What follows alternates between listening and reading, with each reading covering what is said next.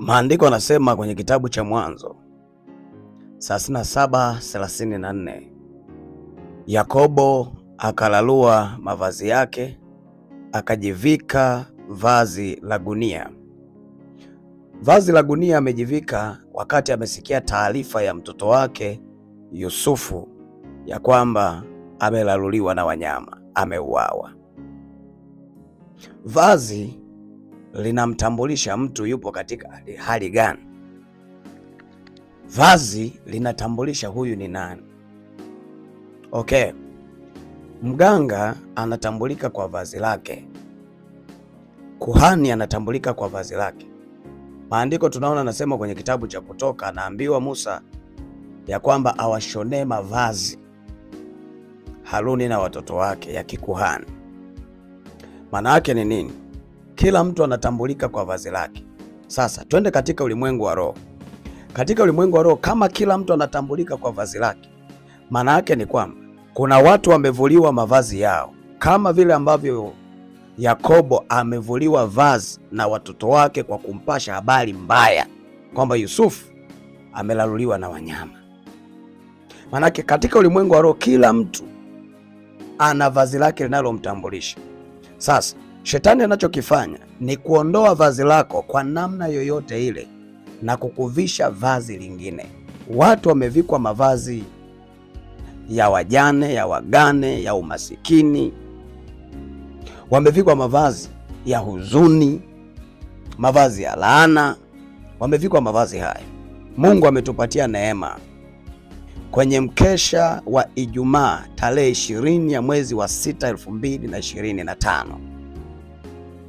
Tuna mkesha huu, ni mkesha ambao wa kwanza wa mwezi wa 6 ambao tumeanza tarehe 20 ya mwezi wa 6 2025 Ijumaa.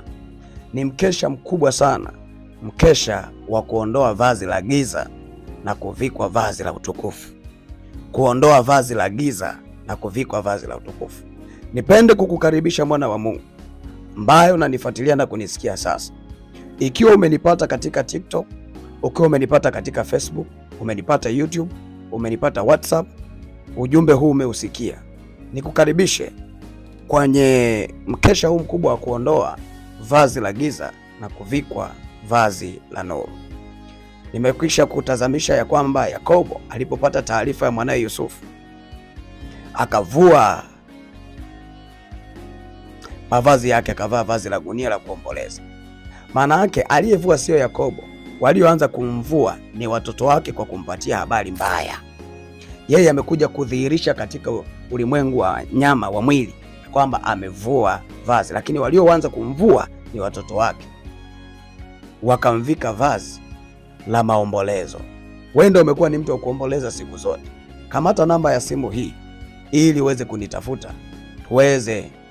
niweze kukuelekeza mahali ambapo tutafanya mkesha huo hapa kanisani. Kanisani kwetu hapa Shalom Bonde la Utetezi, Ruhama Healing Church International, Shalom Bonde la Utetezi kwa Pastor Tito. Ukifika Azam Complex, uwanja wa Azam, unakuwa tayari umefika.